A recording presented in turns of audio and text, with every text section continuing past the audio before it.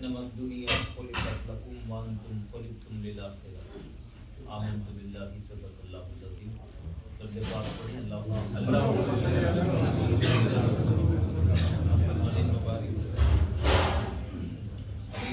السلام علیکم یا رسول اللہ صلی اللہ تعالی علیہ وسلم. اللہ تبارک و تعالیٰ کا فضل ہے, اس کا احسان عظیم ہے اس بات پر کہ ہم اور آپ اللہ کے نام پر جمع ہوئے ہیں اور اسی کے لیے یہاں تشریف رکھتے ہیں.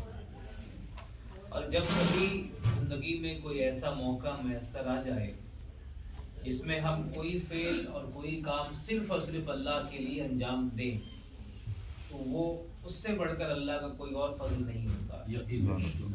جو کام اور جو فعل خالصتاً اللہ کے لیے ہو, صرف اور صرف اللہ کے لیے ہو, آپ سمجھ لیجئے کہ وہی کام اور وہی فعل آخرت کے دن ہمیں اجر عطا کرے. اللہ تبارک و تعالیٰ اس کا اجر عطا کرے گا اور وہی لمحہ اور وہی کام ہمارا کامیاب ہو گیا. تو ہم اور آپ سب, یہ ایک خانقاہ بھی ہے اور مختصر سا وقت ہے, تو میں نے جس چیز کی معاشرے میں سب سے زیادہ ضرورت ہے, خود مجھے بھی اور ہم سب کو, اسی موضوع کے اعتبار سے قرآن مجید کی ہدایت کری ہے اور آقا علیہ الصلوۃ والسلام کا ایک فرمان میں نے پڑھا ہے.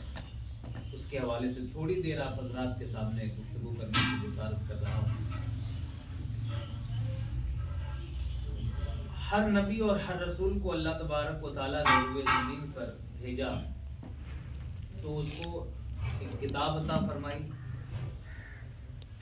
ظاہر سی بات ہے کہ کتاب جب کوئی لے کر کے آتا ہے تو وہ رسول کہلاتا ہے. ایک نئی شریعت جو بھی لے کر کے آتا ہے, تو رسول اور نبی میں فرق یہ ہے کہ رسول ایک نئی شریعت لے کر کے آتا ہے اور نبی اپنے سے ماقبل رسول کی شریعت کی ہی تبلیغ کرتا ہے.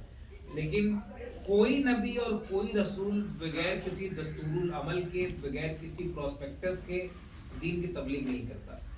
اللہ نے کتاب بھی اتاری اور نبی اور رسول بھی بھیجا. یہ دونوں چیزیں ہر زمانے میں انسانیت کی, نوع انسانی کی, بشروں کی, لوگوں کی ضرورت رہی. کیا چیز؟ ایک کتاب جس میں اللہ کا فرمان ہے, اللہ کے احکام موجود ہیں, اور دوسرا وہ نبی اور رسول جو اس زمانے میں ہوتا, اس کتاب کو صحیح معنوں میں سمجھانے والا, اس کتاب کو پڑھ کر بتانے والا, اس پر عمل کر کے دکھانے والا. تو کتاب اور کتاب سمجھانے والا ایک گرو, ایک ٹیچر جو رسول کی شکل میں ہمیشہ معاشرے میں ہوا کرتا تھا. اسی کڑی میں جب نبی آخر الزمان محمد رسول اللہ صلی اللہ علیہ وسلم رسول آخر الزمان بن کر تشریف لائے, اللہ تبارک و تعالیٰ نے آپ کو خاتم النبیین فرمایا. آپ کے بعد کوئی رسول نہیں ہوگا, آپ آخری نبی اور آخری رسول ہیں, اور آپ کو جو کتاب عطا کی گئی وہ کتاب بھی آخری کتاب ہوگی جو قیامت تک کے آنے والے لوگوں کے لیے, نوع انسانی کے لیے ہدایت کا سامان ہوگی. قرآن مجید میں اللہ تبارک و تعالیٰ نے ایک مقام پر فرمایا کہ یا ایھا الناس قد جاءتکم موعظۃ من ربکم, اے لوگوں بے شک تمہارے رب کی طرف سے تمہارے لیے موعظت آ گئی, نصیحت والی کتاب آ گئی, تم اس سے نصیحت حاصل کرو. شفاء لما فی الصدور, جو دلوں کے امراض کے لیے جس میں شفا ہے, جس میں ہدایت ہے, اور یہ کتاب سراپا رحمت ہے. اللہ تبارک و تعالیٰ نے ہدایت والی, شفا والی, رحمت والی کتاب اور موعظت والی کتاب, یہ چار اوصاف, یہ چار گن اس کتاب کے یہاں پر اللہ نے بیان کیے. موعظت کہتے ہیں نصیحت کو, اچھی بات کو. ہدایت کسے کہتے ہیں؟ اصل قرآن مجید کا جو مقصد ہے نازل کرنے کا, آپ دیکھیے سورۃ البقرہ کی جب آپ تلاوت کرتے ہیں, اللہ تبارک و تعالیٰ فرماتا ہے الف لام میم ذالک الکتاب لا ریب فیہ. اس کتاب کا ذرا سا آپ انداز دیکھیے, اس کا معیار دیکھیے. دنیا کا کوئی بھی مصنف جب کوئی کتاب لکھتا ہے تو اس کتاب کے اصل موضوع پہ آنے سے پہلے ایک پریفیس لکھتا ہے, دیباچہ لکھتا ہے, جس میں وہ یہ رقم کرتا ہے کہ اس کتاب میں کیا کیا چیزیں ہیں. بعض اوقات مقدمہ لکھتا ہے تو اس میں یہ کہتا ہے, وہ یہ بات ضرور مینشن کرتا ہے کہ میں نے یہ کتاب اپنی کوشش سے بہت اچھی لکھنے کی کوشش کی ہے, مگر اس میں کوئی خامی, کوئی کمی, کوئی نقص آپ کو نظر آئے تو آپ مجھے اطلاع فرمائیں. ہر رائٹر ہر مصنف ہر آتھر اپنی کتاب میں یہ بات ضرور مینشن کرتا ہے کہ اگر اس میں کوئی پریفیس میں ہی کہتا ہے کہ کوئی کمی اور زیادتی نظر آئے تو آپ میری اصلاح فرمائیں، آپ کا شکر گزار ہوگا. لیکن آپ دیکھیے کہ جب اللہ محمد رسول اللہ پر قرآن کو نازل کر رہا ہے تو سورۃ البقرہ کی پہلی ہی آیت میں کہہ رہا ہے ذالک الکتاب لا ریب فیہ، یہ وہ کتاب ہے جس کے بارے میں گمان بھی مت کرنا کہ اس میں کوئی کمی نہیں. سبحان اللہ سبحان اللہ بے شک. یہاں تو پریفیس میں ہی کہا جا رہا ہے ذالک الکتاب لا ریب فیہ، یہ وہ کتاب ہے جس میں شک و ریب کی کوئی گنجائش ہی نہیں. نعرہ تکبیر، نعرہ رسالت. لا ریب فیہ کہہ کر کے ڈاؤٹس ہونے کے جتنے امکانات تھے وہ اللہ نے دور کر دی. اب اس کے بعد کیوں نازل کیا؟ ہدی للمتقین، یہ کتاب نازل اس لیے کی گئی ہے تاکہ متقین اس سے ہدایت حاصل کریں. سبحان اللہ سبحان اللہ. ایک لفظ میں ہدایت کی پریبھاشا آپ کے سامنے رکھ دیتا ہوں کہ ہدایت ہے کیا چیز. ہم یہ بڑا لفظ سنتے ہیں کہ ہدایت ہدایت ہدایت. تو ہدایت عمومی طور پر بہت وسیع اس کا معنی ہے، بہت براڈ اس کا معنی ہے، لیکن یہاں پر آپ کی تفہیم کے لیے یہ بات سمجھانا چاہتا ہوں کہ ہدایت کسے کہتے ہیں تاکہ آپ ہر وے میں ہدایت سمجھ جائیں کہ ہدایت کیا چیز ہے. ہدایت یہ ہے مثال کے طور پر کہ ابھی ہمیں الہ آباد شہر سے چل کر آپ کے اس گاؤں ہلدی آنا تھا، تو ہم جب وہاں سے چلے تو جب آپ دیکھتے ہیں آپ کہیں بھی جاتے ہیں سفر پر تو آپ سڑک پہ اگر سیدھے راستے پر چل رہے ہو، ہائی وے پر چل رہے ہو، لیکن کہیں آپ کو اگر ٹرن لینا ہو اور آپ راستہ نہیں جانتے، اب اس زمانے میں گوگل میپس ہو گیا ہے تو آپ اس کا سہارا لے لیتے ہیں. تو جیسے ہی کوئی ٹرن آتا ہے تو گوگل میپ آپ سے کہتا ہے ٹرن رائٹ، بلکہ وہ موڑ آنے سے پہلے ہی کہہ دیتا ہے کہ آفٹر 2 میٹر آفٹر 100 میٹر آپ رائٹ ٹرن کر لیجئے، 100 میٹر کے بعد دائیں مڑ جائیے، 200 میٹر کے بعد بائیں مڑ جائیے.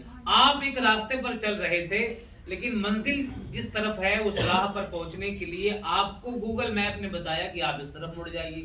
یا آپ نے کہیں سائن بورڈ دیکھا، سائن بورڈ میں جو ایرو کا نشان بنا ہوتا ہے کہ اگر آپ کو ہلدی جانا ہے تو ادھر مڑ جائیے، آپ کو لکھنؤ جانا ہے تو ادھر مڑ جائیے. آپ ایک راستے پر چل رہے تھے، وہاں پہنچنے کے بعد اس سائن بورڈ نے یا گوگل میپ نے آپ کو بتایا کہ داہنے نہیں مڑنا ہے، داہنے نہیں بائیں مڑنا ہے، بائیں نہیں دائیں مڑنا ہے. آپ سمجھ لیجئے کہ جب آپ وہاں سے بائیں مڑ گئے یہی آپ کی ہدایت ہو گئی. بات میری سمجھ میں نہیں آئی؟ صحیح راستہ دکھانے کو ہدایت کہا جاتا ہے. جہاں پر مشتبہ ہو جائے، کنفیوژن کریٹ ہو جائے، آپ کنفیوز ہو جائیں کہ ادھر جائیں کہ ادھر جائیں، داہنے جائیں کہ بائیں جائیں، وہاں پر آپ کو یہ بتانے والا کہ آپ کو اس راہ جانا ہے اس راہ نہیں جانا، یہی ہدایت ہے.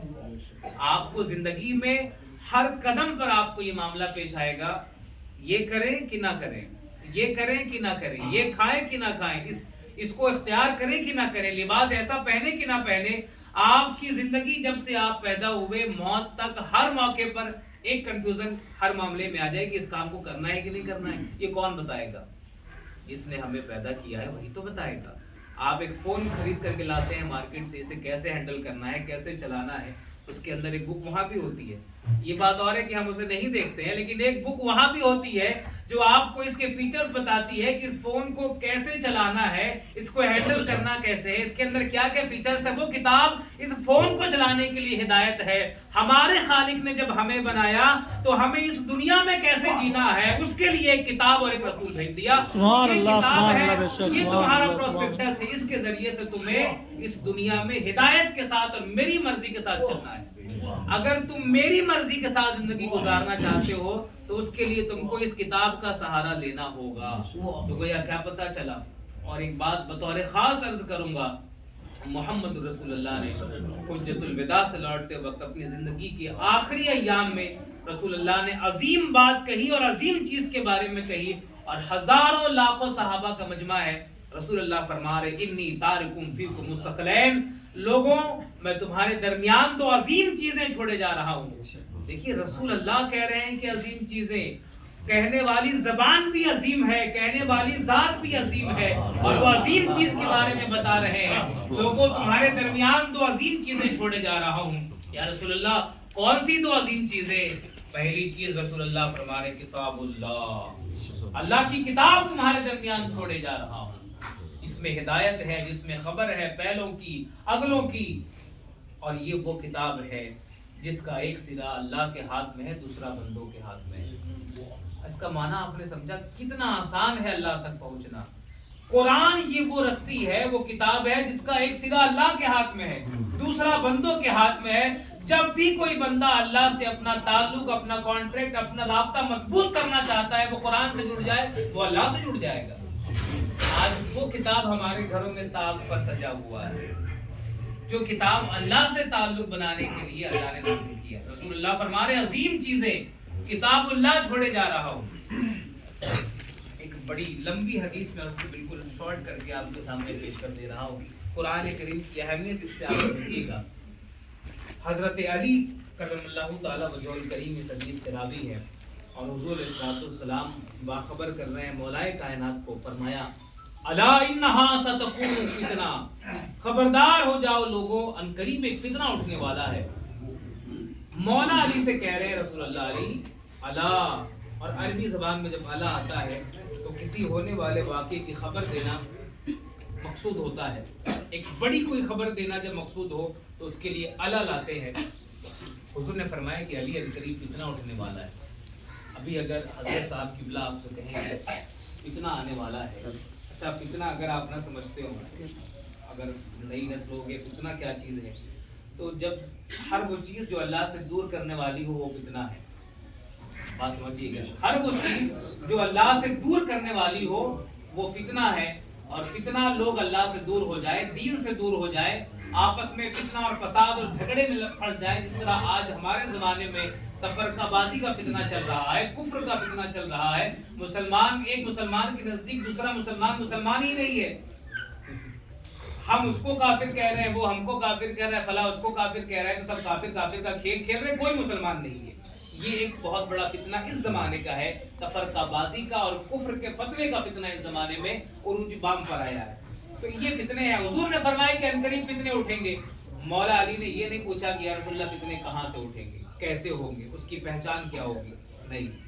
جب کہا رسول اللہ نے فرما دیا ہے کہ فتنے اٹھیں گے تو اٹھیں گے، یہ نہیں پوچھا کہ کیسے ہوں گے، کیا ہوں گا، اس کی نوعیت کیسی ہوگی، یہ پوچھا مل مخرج منہا یا رسول اللہ، یا رسول اللہ اس فتنے سے بچا کیسے جائے گا۔ آپ نے کہہ دیا ہے فتنہ تو اٹھے گا، لیکن مجھے اس کا سولوشن بتائیں کہ اس فتنے سے بچیں گے کیسے۔ رسول اللہ نے فرمایا کتاب اللہ۔ ہر دور میں جب فتنہ اٹھے گا تو اللہ کی کتاب تمہیں اس فتنے سے بچانے والی ہے۔ یہ پھر حضور نے لمبی اس کتاب کی تعریف بیان کی، اس میں فیہ نبع، اس میں خبر ہے تم سے پہلے والوں کی، بعد والوں کی، اس میں ہدایت ہے۔ بہت لمبی حضور نے قرآن مجید کی تعریف بیان کی، لیکن اس میں ایک خاص بات آگے حضور نے بیان کی، وہ اور جو آیت میں نے پڑھی ہے دونوں کو ریلیٹ کر کے آپ کے سامنے بات رکھ دیتا ہوں، تاکہ قرآن کی عظمت اور اہمیت ہمارے سامنے اجاگر ہو جائے اور ہم قرآن مجید کو کما حقہ سمجھنے کی کوشش کریں اور اس پر عمل کرنے کی کوشش کریں۔ کتنی ضروری ہے قرآن، آپ یہ سمجھیں۔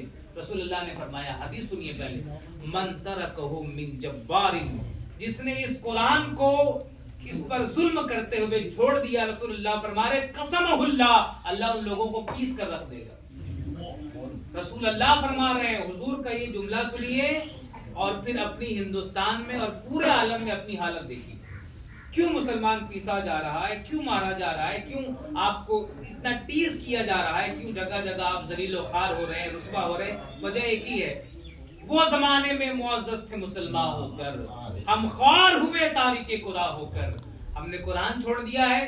ہماری ذلت و رسوائی کا سبب یہ نہیں ہے کہ ہمارے پاس مال دولت اور عہدہ نہیں ہے، ہماری ذلت و رسوائی کا سبب یہ ہے کہ ہم نے قرآن چھوڑ دیا ہے، اللہ کا احکام چھوڑ دیا ہے، اس کے فرمان کو چھوڑ دیا ہے۔ اللہ کی کتاب کو چھوڑے رکھیں گے اور یہ سوچیں گے کہ ہمیں اللہ عزت عطا فرمائے، ہرگز نہیں۔ جب تک کتاب اللہ کو اپنے سروں پر اپنے سینے میں نہیں بسائیں گے، ہرگز ہمیں عزت نہیں مل سکتی، یوں ہی مارے جائیں گے، یوں ہی کوسے جائیں گے، جگہ جگہ کاٹے جائیں گے۔ اللہ کی کتاب ہم نے چھوڑ دی۔ حضور فرما رہے قسمہ اللہ، یہ تو دنیا کا حال ہو گیا کہ اللہ اسے پیس کر رکھ دے گا، دنیا میں یہ صورتحال ہوگی۔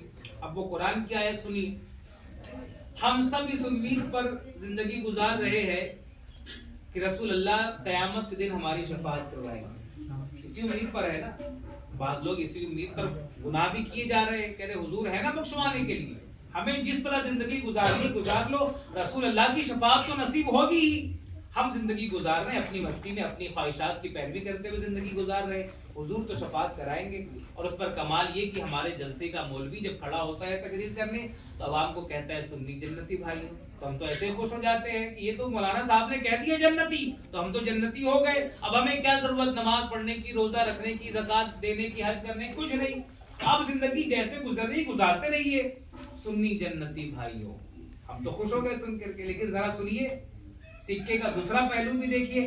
بے شک رسول اللہ کے شفیع ہونے میں، آپ کی شفاعت میں کوئی شک نہیں ہے، لیکن قرآن بھی کیا کہہ رہا ہے ذرا وہ بھی سن لیجئے.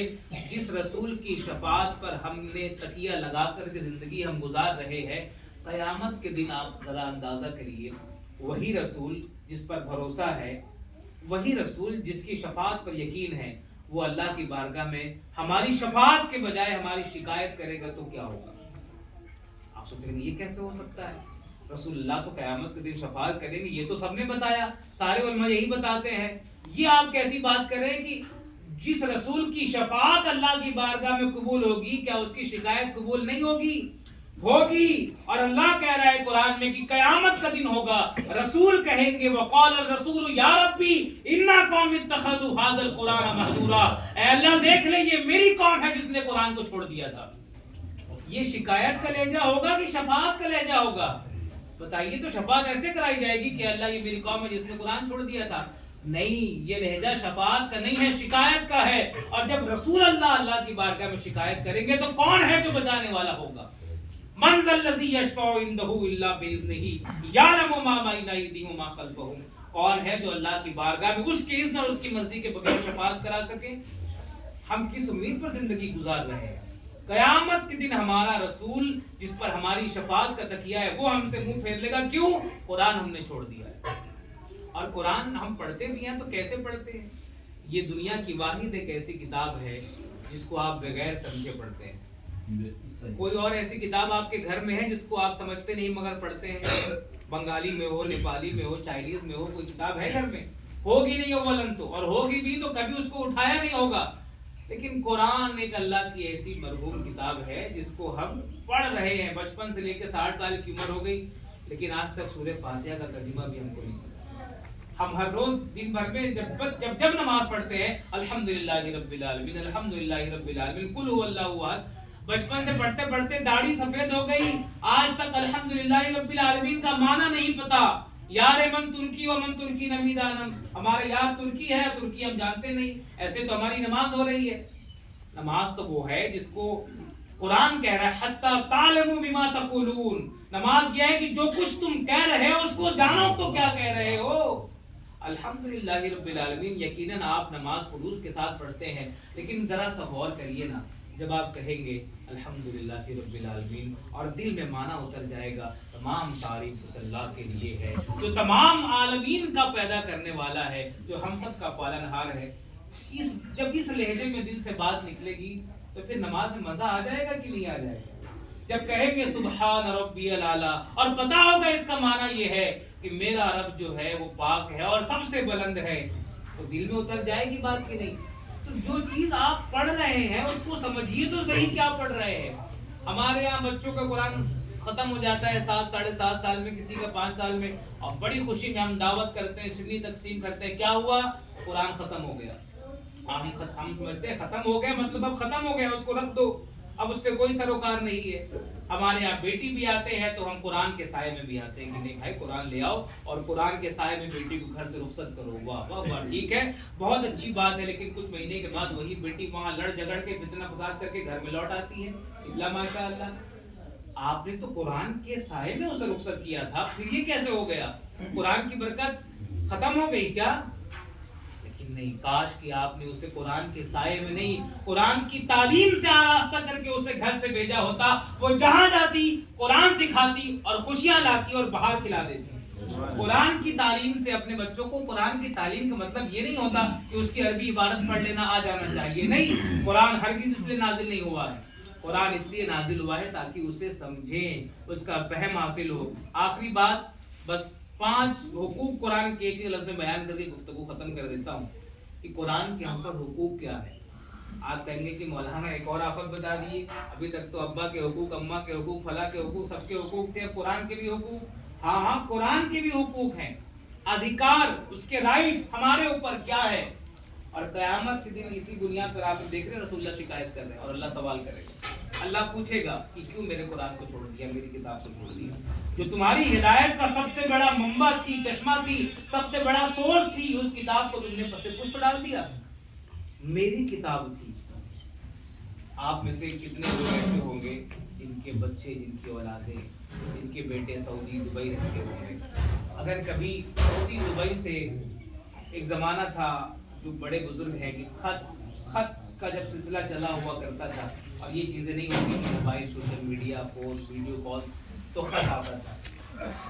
اب کسی کا بیٹا عربی وہاں گیا, سعودی گیا, ایران گیا, توران گیا, وہاں سے اس نے خط بھیجا تو انگریزی زبان میں بھیجا. اب والد صاحب تک جب خط پہنچا تو انہوں نے دیکھا کہ یہ تو جس زبان میں ہے وہ تو ہم جانتے ہی نہیں. تو آپ بتائیے وہ خط کو رکھ دیں گے نا, کبھی اس کو اٹھائیں گے نہیں, سمجھیں گے نہیں, کوشش نہیں کریں گے. نہیں, بیٹے کا خط آیا ہے, اسے اٹھا کر کے گاؤں میں تلاش کریں گے, محلے میں تلاش کریں گے, کون ہے جو یہ زبان جانتا ہے. فلاں ماسٹر صاحب ہے, فلاں پڑھانے والے ہیں, فلاں ہے, تلاش کرے گا کہ کوئی تو ہو جو اس خط کا معنی بتائے, کوئی تو ہو جو اس میسج کی میننگ بتائے کہ آخر میرے بیٹے نے کیا خط میں لکھ کر کے بھیجا ہے, پیغام کیا بھیجا ہے. یار بیٹے کا پیغام آیا تو ڈھونڈ کر تلاش کیا کہ کوئی تو اس کا معنی بتا دے. اللہ کا پیغام صدیوں سے آیا ہوا ہے, کبھی شوق نہیں ہوا کہ لاؤ دیکھیں تو صحیح. مولوی صاحب آپ بتائیے اللہ نے کیا پیغام میرے لیے بھیجا ہے. امام صاحب آپ بتائیے اللہ نے کیا پیغام بھیجا ہے. حضرت آپ بتائیے اللہ نے کیا پیغام بھیجا ہے. اور آپ کہتے ہیں کہ ہم اللہ کے بندے ہیں, ہمیں اللہ سے محبت ہے. محب تو وہ ہوتا ہے جو محبوب کے ایک پیغام اور ایک میسج پر سر نکو کرنے والا ہوتا ہے. خط لکھیں گے گرچہ مطلب کچھ نہ ہو, ہم تو عاشق ہیں تمہارے نام کے. اے اللہ تیرا پیغام جب آ جائے گا تو ہمیں بات جہاں نہیں بھی سمجھ آئے گی پھر بھی پڑھ رہے ہیں, یہ محبت ہے. لیکن پیغام ہو اور سمجھ میں نہ آئے, ایسا کیسے ہو سکتا ہے. اللہ کا پیغام ہے اور اسے بغیر سمجھے پڑھ رہے ہیں, اس کو سمجھنا بھی ہے, اس پر عمل بھی کرنا ہے. تو سب سے پہلا قرآن کا یہ ہے کہ اس پر ایمان لانا, ہم وہ لے آئے. ایمان لانے کے بعد یہ ہے کہ اس کی قرات کرنا, اس کو پڑھنا. تیسرا حق یہ ہے کہ اس کو سمجھنا. چوتھا حق یہ ہے کہ سمجھ کر اس پر عمل کرنا. اور پانچواں حق یہ ہے کہ عمل کر کے اس کی تبلیغ کرنا. یہ 5 حقوق ہم سب کے اوپر قرآن مجید کے, صرف مولانا صاحب حافظ جی کے نہیں, ہم سب پر. جو شخص بھی کہتا ہے کہ میں اللہ اور اس کے رسول پر ایمان لایا, قرآن کی یہ 5 حقوق ہم سب پر عائد ہوتے ہیں. اللہ تبارک و تعالی ہم سب کو قرآن مجید کو مضبوطی سے تھامے رکھنے کی توفیق عطا فرمائے.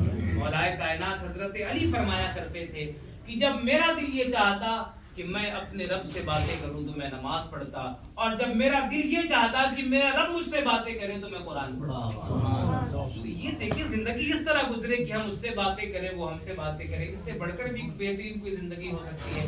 اللہ تبارک و تعالی ہم سب کو عمل کی توفیق عطا فرمائے.